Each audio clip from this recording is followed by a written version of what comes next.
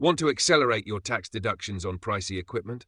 Let's simplify line 10 of Schedule C, Depreciation, and Section 179 for 2025. Hi, it's Schedule C Simplified, one line at a time.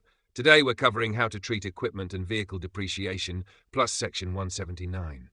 Depreciation spreads the cost of a business asset, like computers, machinery, or vehicles, over its useful life. On Schedule C, you report it on line 10 using IRS useful life tables. Vehicles are 5 years. Office equipment is 7 years. Section 179 lets you deduct up to $160,000 of qualifying property in the year you place it in service.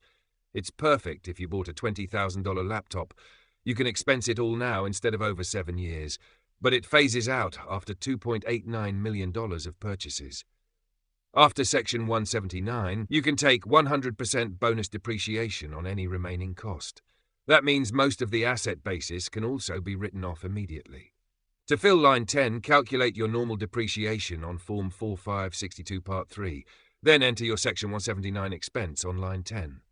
Next, add any bonus depreciation from line 14 of Form 4562. Tip: keep purchase invoices, service dates, and business use percentages.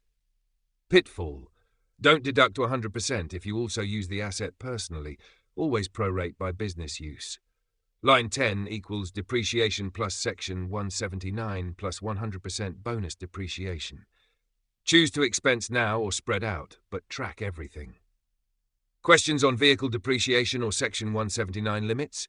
Comment below. And don't forget to like, subscribe, and hit the bell so you never miss the next line we simplify.